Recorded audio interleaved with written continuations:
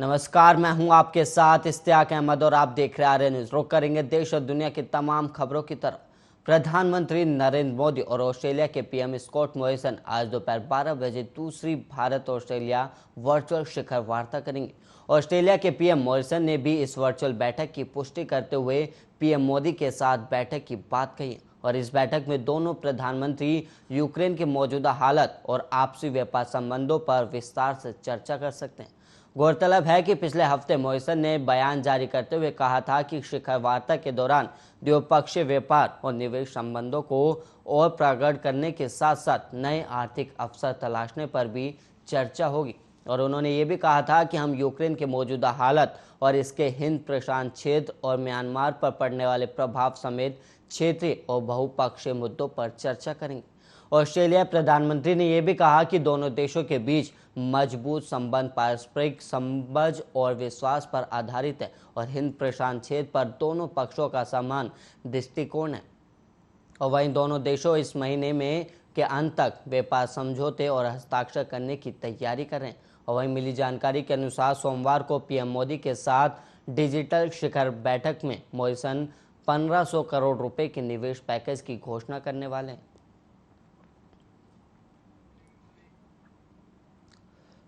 और वहीं मार्च का महीना अभी ठीक से बीत भी नहीं कि आसमान से आफत बरसना शुरू हो चुकी है और देश की राजधानी दिल्ली में तेज गर्मी पड़ने लगी है और लोग इस गर्मी से बेहाल हो रहे हैं। और जानकारी के मुताबिक शनिवार का दिन सीजन का सबसे गर्म दिन रिकॉर्ड किया गया और भारतीय मौसम विज्ञान विभाग ने शनिवार का अधिकतम तापमान 36.6 डिग्री सेल्सियस दर्ज किया, जो सामान्य से 6 डिग्री ज़्यादा है।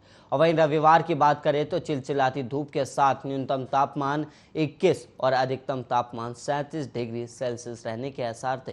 और वहीं आपको बता दें कि आगे आने वाले दिनों में गर्मी से राहत मिलती नहीं दिख रही और आईएमडी के अधिकारी से मिली जानकारी के अनुसार आगे आने वाले दिनों में तापमान 38 डिग्री सेल्सियस पहुंचने के भी आसार है। वहीं आगामी दिनों में बारिश को लेकर भी कोई अनुमान नहीं है और इसके अलावा मौसम विभाग के अनुसार इस महीने के अंत तक लू चलने की भी संभावना जताई गई।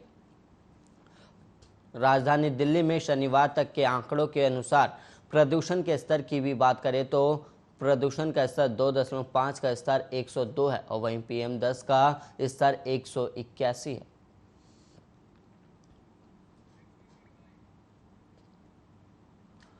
और वहीं पाकिस्तान में बढ़ते सियासी पारे के बीच इमरान खान की हालत पतली है और देश में भयंकर महंगाई के चलते आम आदमी की भी हालत खराब दिख रही। पाकिस्तानी जनता का कहना है कि इमरान ने वादे तो बहुत किए थे लेकिन उन्हें पूरा करने की कोशिश ही नहीं की और इस रिकॉर्ड तोड़ महंगाई ने जनता को इमरान के खिलाफ खड़ा कर दिया।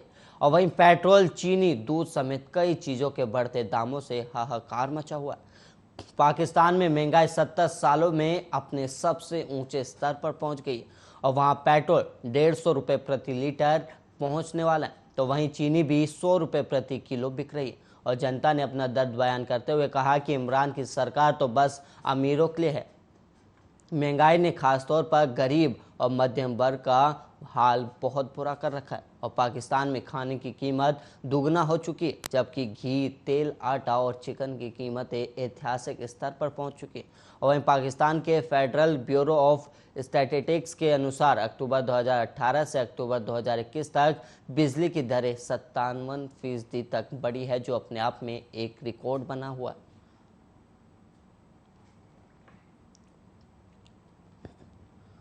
और वहीं मौसम विभाग के वैज्ञानिक R.K. जनमनी ने कहा कि अंडमान और निकोबार द्वीप समूह में सोमवार को बारिश और तेज हवाएं चलने का अनुमान है। और वहीं जनमनी ने यह भी कहा कि बंगाल की खाड़ी के ऊपर उत्तर की ओर दबाव बन रहा है, जिसके कारण आज अंडमान और निकोबार द्वीप समूह में तेज बारिश हो सकती है। और उन्होंने कल कहा था कि फिलहाल एक दबाव बन रहा है जो सोमवार सुबह यानी आज गहरे दबाव में तब्दील हो जाएगा और सोमवार शाम तक ये और तेज होकर चक्रवाती तूफान में तब्दील हो जाएगा और अगर ये चक्रवाती तूफान में बदला तो इसे चक्रवाती आसनी के नाम से जाना जाएगा। और वही आईएमडी के वैज्ञानिकों ने बताया कि शनिवार शाम तक दक्षिण पूर्व और दक्षिण अंडमान सागर के ऊपर बना डिप्रेशन 12 किलोमीटर प्रति घंटे की रफ्तार से उत्तर की ओर बढ़ रहा है और वहीं दूसरी तरफ तूफान के कारण पोर्ट ब्लेयर और आसपास के द्वीपों के बीच चलने वाली सभी जहाज़ों को समुद्र में जाने से रोक दिया गया। और साथ ही अगर कोई यात्री इस तूफान में फंसते हैं तो उनकी मदद के लिए हेल्पलाइन नंबर भी जारी कर दिया गया है।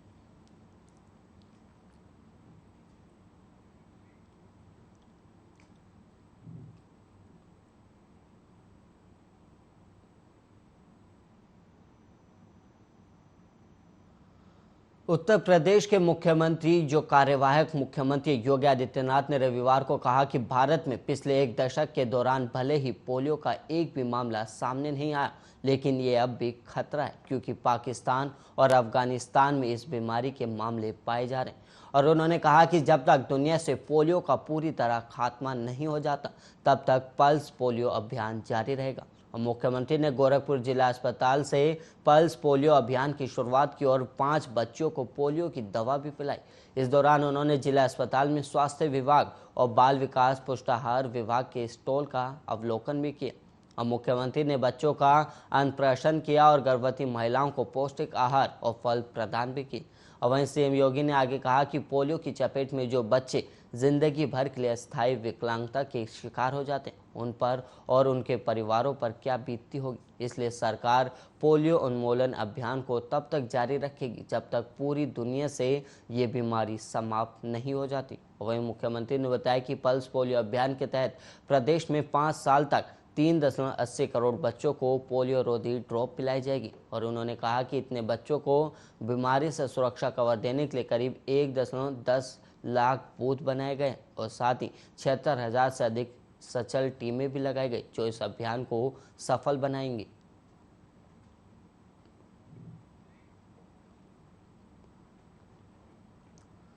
वहीं पूर्वी दिल्ली के गांधीनगर इलाके से दर्दनाक घटना सामने। दरअसल यहां रविवार को एक दुकान के बेसमेंट में 2 लोग गिर गए और इस दौरान दम घुटने से दोनों की मौत हो गई। और ये जानकारी पुलिस ने दी है। और वहीं पुलिस के मुताबिक दोपहर करीब 12:07 पर सूचना मिली थी कि 2 लोग एक दुकान के बेसमेंट में फंस गए। और पुलिस ने आगे बताया कि आरके ट्रेडिंग कंपनी नामक दुकान कैलाश नगर में मुख्य सड़क पर स्थित है और इसमें सामान ढोने वाली साइकिल रिक्शा तैयार करने का काम होता है। और पुलिस जब घटनास्थल पर पहुंची तो वहां दुकान में काम करने वाला अबरार नाम का शख्स मिला और अबरार ने पुलिस को बताया कि दुकान के मालिक का बेटा वैभव कटूरिया और एक अन्य कर्मी पूर्वाह करीब 10:30 बजे दुकान पर पहुंचे थे। और वहीं पुलिस उपायुक्त आर सत्य सुंदरम ने कहा कि दोनों लोगों को स्थानीय लोगों और पुलिस की मदद से बाहर निकालकर अस्पताल ले जाया गया, लेकिन डॉक्टरों ने उन्हें मृत घोषित कर दिया। और वहीं पुलिस ने बताया कि जांच के दौरान पता चला है कि बेसमेंट बहुत संकरा है और वहां केमिकल के तेज गंध से दम घुट रहा है। और पुलिस ने कहा कि बाद में यह अनुमान भी लगाया गया कि बेसमेंट में दीमक प्रतिरोधी रसायन का छिड़काव भी किया गया होगा।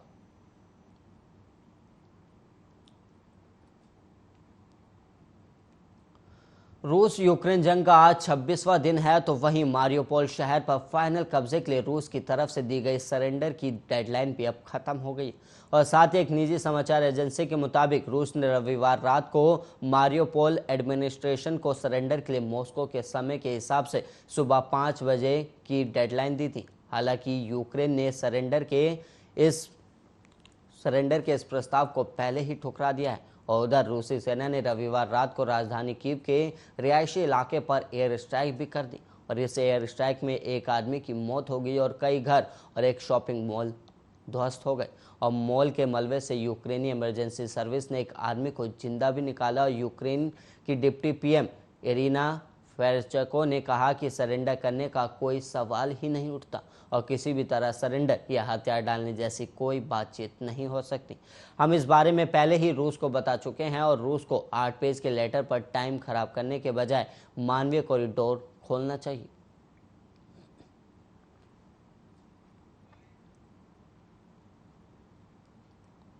और वहीं 1 मार्च को यूक्रेन के खार्किव में गोलीबारी में मारे गए नवीन शकरप्पा ज्ञानगोदर का पार्थिव शरीर सोमवार को 3 बजे बेंगलोर पहुंच गया। और वहीं बेटे का शव देखते ही पिता लिपट कर बिलख कर रोने लगे और वहां मौजूद लोगों ने उन्हें संभाला। और कर्नाटक के मुख्यमंत्री बसवराज बोम्मई ने बेंगलोर एयरपोर्ट पहुंचकर नवीन को श्रद्धांजलि भी दी। और नवीन के पिता शंकरप्पा ने बताया कि गांव में वीराशय परंपरा से पार्थिव शरीर का पूजन करके उसे दावणगेरा के एसएस अस्पताल को मेडिकल स्टडीज के लिए दान किया जाएगा। और नवीन कर्नाटक के हावेरी जिले के रहने वाले थे और नवीन के पिता शंकरप्पा ने कहा कि मेरा बेटा चिकित्सा के क्षेत्र में कुछ हासिल करना चाहता था, लेकिन ऐसा नहीं हुआ और कम से कम उसके शरीर का उपयोग अन्य मेडिकल छात्र पढ़ाई के लिए इस्तेमाल कर सकते हैं। इसलिए हमने चिकित्सा अनुसंधान के लिए अपने बेटे का शरीर दान करने का फैसला किया। और वहीं बताया जा रहा है कि शैव परंपरा के अनुसार पूजा की जाएगी और फिर उसे जनता के दर्शन के लिए भी रखा जाएगा। इसके बाद शरीर को मेडिकल स्टडी के लिए एसएस अस्पताल दावनगेरा को दान कर दिया जाएगा।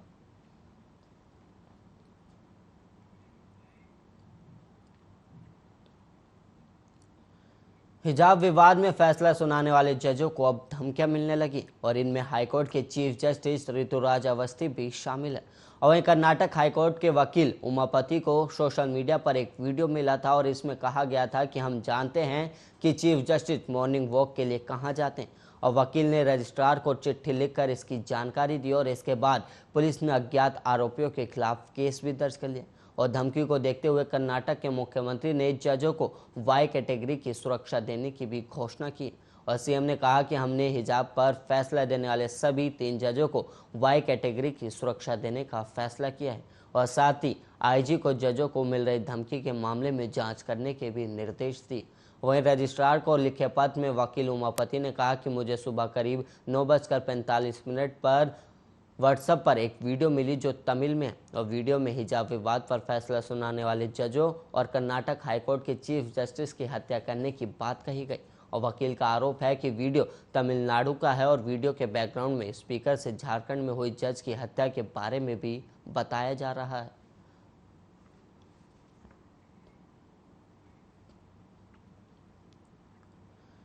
यूक्रेन पर रूसी हमले के बाद से लगातार क्रूड ऑयल की कीमतों में बढ़ोतरी हो रही, जिसका असर अब भारत पर भी पड़ा है। तो वहीं माना जा रहा है कि जल्द ही कीमतें नहीं घटी तो पेट्रोल डीजल के दाम बढ़ सकते हैं और ऐसे में अमेरिकी प्रतिबंधों से जूझ रहे रूस ने भारत को कम कीमतों पर क्रूड ऑयल देने का प्रस्ताव भी दिया। पर मौजूदा हालातों में तमाम प्रतिबंधों से घिरे रूस का प्रस्ताव भारत के लिए कितना फायदेमंद होगा, समझते हमारी इस खास रिपोर्ट के जरिए।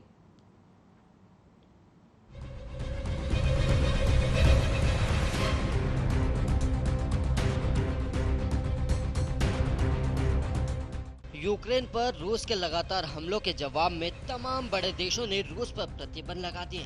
साथ ही साथ नाटो के खिलाफ रहे रूस पर सख्त रुख अपनाए जा रहे हैं। तो वहीं रूस और यूक्रेन के बीच बढ़ते तनाव के कारण क्रूड ऑयल की कीमतों पर सबसे ज्यादा प्रभाव पड़ा है और ऐसे में अमेरिकी प्रतिबंधों से जूझ रहे रूस ने भारत को कम कीमतों पर क्रूड ऑयल देने का प्रस्ताव भी दिया और भारत भी इस डील को लेकर काफी गंभीर नजर आ रहा है। तो वहीं माना ये भी जा रहा है कि रूस से सस्ता क्रूड ऑयल आने से देश में पेट्रोल डीजल के दाम और कम हो सकेंगे और साथ ही इससे इकोनॉमी को भी राहत का बूस्टर डोज मिलेगा। पर इससे पहले समझते हैं कि आखिर किन देशों से भारत अभी तेल का इम्पोर्ट करता है। ओपेक क्रूड ऑयल उत्पादक देशों का एक संगठन है और दुनिया भर में बेचे जाने वाले क्रूड ऑयल का 60% उत्पादन यही होता है। हालांकि रूस ओपेक देशों में शामिल नहीं है, लेकिन साल 2017 के बाद से ये ओपेक के साथ तेल उत्पादन की सीमा तय करने की दिशा में काम कर रहा है ताकि क्रूड ऑयल के दाम बेतहाशा नहीं बढ़े। देखा जाए तो दुनिया के क्रूड ऑयल का 12% उत्पादन रूस में, 12% सऊदी अरब में और 16 से 18% उत्पादन अमेरिका में होता है और भारत भी अपनी जरूरत का 85% क्रूड ऑयल इम्पोर्ट करता है पर इसमें से 60% खाड़ी देशों से लेता है। और वहीं क्रूड ऑयल इम्पोर्ट करने के लिए भारत सऊदी अरब और अमेरिका पर ज्यादा निर्भर है और भारत इसके अलावा इराक, ईरान, ओमान, कुवैत और रूस से भी तेल लेता है और कुछ स्पॉट मार्केट यानी खुले बाजार से भी खरीदता है और जबकि रूस से भारत सबसे कम यानी कि 2% क्रूड ऑयल ही तेल इंपोर्ट करता है जिसके भविष्य में बढ़ने की पूरी संभावना है। और वहीं भारत क्रूड ऑयल और अन्य वस्तुओं को रूस से रियायती कीमतों पर लेने पर अब विचार कर रहा है। पर ऐसे में सबसे बड़ा सवाल ये है कि क्या अमेरिकी प्रतिबंधों के बीच भारत रूस से और क्रूड ऑयल खरीद सकता है। तो आपको बता दें कि अमेरिका ने भी हाल में कहा है कि अगर भारत रूस से क्रूड ऑयल लेता है तो उसे कोई आपत्ति नहीं है और साथ ही इससे किसी प्रतिबंध का भी उल्लंघन नहीं होता है। तो हाँ, भारत रूस से तेल इंपोर्ट कर सकता है। गौरतलब है कि इसी बीच कुछ रिपोर्टों में दावा किया गया है कि देश की सबसे बड़ी petroleum marketing company Indian oil ने भी रूस से सस्ती कीमतों पर 30 लाख बैरल क्रूड ऑयल की खरीद की है और वहीं बताया जा रहा है कि एक ट्रेडर के माध्यम से ये सौदा 20 से 25 डॉलर की छूट पर हुआ। तो वहीं आपको बता दें कि रूस से तेल खरीदने पर केवल अमेरिका में प्रतिबंध लगे और भारत फिलहाल रूस से तेल खरीद तो सकता है, हालांकि पेमेंट में परेशानी आ सकती है। और वहीं कुछ एक्सपर्ट का कहना है कि भारत और रूस रुपए और रूबल में कारोबार के बजाय बार्टर सिस्टम की तर्ज पर कारोबार कर सकते हैं, जैसे ईरान पर प्रतिबंध के दौरान भारत ने किया था। तो वहीं अगला बड़ा सवाल आपको बता दें कि रूस से तेल खरीदने से क्या दाम में कमी आएगी। तो वहीं आपको बता दें कि ऐसे में जब क्रूड ऑयल के दाम में तेजी है तो और भारत अपने पारंपरिक निर्यातकों से कीमतों पे कुछ बार्गेन करने को कह सकता है। और आपकी जानकारी के लिए आपको बता दें कि भारत तेल में दुनिया का तीसरा सबसे बड़ा उपभोक्ता देश है, जहां 5.2 मिलियन बैरल तेल की खपत रोज होती है। और अगर रूस से भारत 1 लाख या 2 लाख बैरल तेल मंगवा भी लेता है तो इससे भारत में तेल की कीमतों पर कोई असर नहीं पड़ेगा। और वहीं विशेषज्ञों का ये भी कहना है कि अगर रूस वास्तव में भारत का मित्र है और वहां पर तेल इतना ही सस्ता है तो भारत को वहां तेल और गैस के जो भंडार में उनमें हिस्सेदारी खरीदनी चाहिए।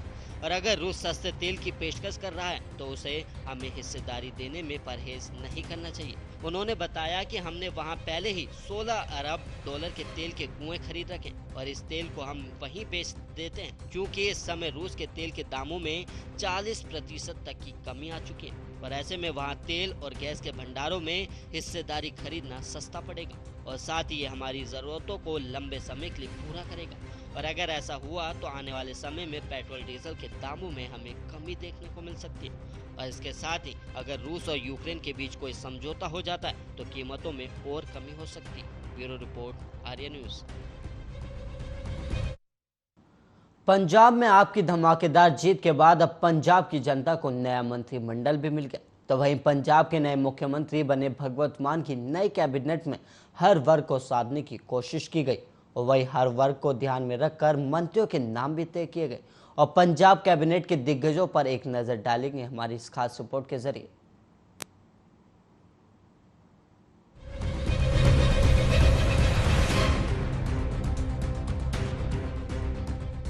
पंजाब में आम आदमी पार्टी की सरकार का कैबिनेट विस्तार हो चुका है और सबसे पहले 10 विधायकों को मंत्री पद की शपथ दिलाई गई। चंडीगढ़ में मंत्रियों के शपथ ग्रहण का कार्यक्रम भी आयोजित किया गया और इस दौरान गवर्नर बनवारी लाल पुरोहित विधायकों को मंत्री पद की शपथ दिलाते नजर आए।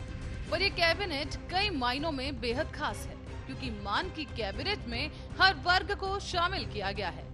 हालांकि पंजाब विधानसभा को लेकर आम आदमी पार्टी काफी आश्वस्त नजर आ रही थी। शायद यही वजह है कि मंत्रिमंडल में किसे जगह दी जानी है, इस पर पहले से ही आम आदमी पार्टी मन बना चुकी थी। बहरहाल आपको बताते हैं कि आखिरकार कौन कौन इस मंत्रिमंडल का हिस्सा बना है। तो इस बार पंजाब मंत्रिमंडल में दोबा से केवल एक मंत्री शामिल है और दिग्गजों को हराने वाले विधायकों को खास तौर पर तवज्जो दी गई। साथ ही हर वर्ग को ध्यान में रखकर मंत्रियों के नाम तय किए गए हैं। यहाँ तक कि भगवंत मान ने होली की शाम को खुद ट्वीट कर अपने मंत्रियों के नामों का ऐलान भी कर दिया। पहली बार सीएम बने भगवंत मान ने नए मंत्रिमंडल में हर वर्ग और क्षेत्र को साधा है। उनकी कैबिनेट में दलित, महिला और हिंदू वर्ग को जगह मिली है। तो वहीं कैबिनेट में माझा और मालवा का पूरा दबदबा रहेगा। और पंजाब सरकार के नए मंत्रियों की सूची में पहला नाम आता है हरपाल सिंह चीमा का, जो कि दिड़बा से लगातार दूसरी बार विधायक बने हैं। चीमा विधानसभा में प्रतिपक्ष के नेता भी रह चुके हैं और चीमा पेशे से एक वकील है। साथ ही वो आम आदमी पार्टी के साथ शुरू से ही जुड़े रहे। पार्टी के बड़े दलित नेता भी वो माने जाते हैं। और इस सूची में अब दूसरा नाम है डॉक्टर बलजीत कौर का। डॉक्टर बलजीत कौर फरीदकोट से आम आदमी पार्टी के पूर्व सांसद प्रोफेसर साधु सिंह की बेटी हैं और मलौट से विधायक का चुनाव जीती हैं। पेशे से वो नेत्र रोग विशेषज्ञ भी हैं। बलजीत कौर के बाद अब नाम आता है हरभजन सिंह का। हरभजन सिंह जंडियाला से विधायक हैं और वो 2012 में ईटीओ बने थे। साथ ही 2017 में स्वेच्छा सेवानिवृत्ति लेकर आम आदमी पार्टी में वो शामिल हो गए थे। कैबिनेट मंत्रियों की सूची में अब अगला नाम है डॉक्टर विजय सिंघला का, जो कि मानसा से विधायक बने हैं। डॉक्टर सिंघला ने प्रसिद्ध पंजाबी गायक और कांग्रेस उम्मीदवार सिद्धू मूसेवाला को मात दी थी और वो पेशे से डेंटल सर्जन है। अब बढ़ते हैं पंजाब मंत्रिमंडल के अगले मंत्री की ओर, जो कि हैं लालचंद कटारुचक। लालचंद भोआ से विधायक का चुनाव जीते हैं। वो समाज सेवी हैं और पहली बार ही चुनाव जीते हैं। उन्होंने कांग्रेस के दिग्गज नेता जोगिंदर पाल को मात दी थी। इस सूची में अब अगला नाम है गुरमीत सिंह मीत हेयर का। मीत हेयर लगातार दूसरी बार बरनाला से विधायक बने हैं। गुरमीत सिंह के बारे में भी आपको बताते चले कि वो बीटेक के बाद दिल्ली आईएएस की तैयारी करने गए थे और वहीं वो अन्ना हजारे आंदोलन से जुड़े। फिर बाद में वो आम आदमी पार्टी में शामिल हो गए। हरजोत सिंह इस सूची में अब अगला बड़ा नाम है, जो कि श्री आनंदपुर साहिब से हरजोत सिंह बैंस ने पंजाब विधानसभा स्पीकर राणा केपी सिंह को मात दी थी। लंदन से पढ़े हरजोत सिंह पेशे से एक वकील हैं और पिछली बार वो सहने वाला से चुनाव लड़े थे लेकिन हार गए। लेकिन वो मंत्रिमंडल में अपनी जगह बनाने में कामयाब रहे हैं। साथ ही आपकी जानकारी के लिए बता दें कि हरजोत आम आदमी पार्टी की यूथ विंग के प्रधान भी हैं। पंजाब मंत्रिमंडल में अगला नाम है लालजीत भुल्लर का। लालजीत भुल्लर ने पट्टी से आदेश प्रताप सिंह कैरो को मात दी थी। कैरो प्रकाश सिंह बादल के दामाद हैं। तो वहीं पट्टी की अनाज मंडी में आढ़त का काम करने वाले लालजीत सिंह भुल्लर किसी समय कैरो के करीबी होते थे। इस कड़ी में अब अगला नाम आता है ब्रह्मशंकर जिम्पा का। जिम्पा ने होशियारपुर से मंत्री सुंदर श्याम अरोड़ा को मात दी थी। ब्रह्मशंकर का अपना एक अलग बिजनेस है और वो छात्र जीवन से ही राजनीति से जुड़े हुए हैं और वो 25 साल पार्षद भी रह चुके हैं। इस सूची में अब अगला और आखिरी नाम है कुलदीप सिंह धालीवाल का, जो अजनाला से विधायक बने हैं। आपको बता दें कि कुलदीप सिंह धालीवाल के खिलाफ हत्या का मामला भी दर्ज है। हालांकि वो बागवानी करते हैं और धालीवाल अपने गांव में हाशिम शाह मेला आयोजित करवाते रहते हैं, जिसमें पूरे पंजाब से कलाकार हिस्सा लेते थे। 7 साल पहले वो आम आदमी पार्टी से जुड़े, तो वहीं 2017 में उन्हें टिकट नहीं मिला। हालांकि 2019 में वो गुरदीप औजाला के खिलाफ चुनाव लड़े थे लेकिन हार गए। पर इस साल कैबिनेट में जगह बनाने में कुलदीप सफल रहे। गौरतलब है कि पंजाब में आम आदमी पार्टी की सरकार बन चुकी है। सीएम भगवंत मान ने अपने मंत्री भी चुन लिए हैं। अब देखना ये होगा कि प्रचंड जीत हासिल कर पंजाब में सरकार बनाने वाली आम आदमी पार्टी का नया मंत्रिमंडल जनता की उम्मीदों पर कितना खरा उतर पाता है। News desk, Arya news.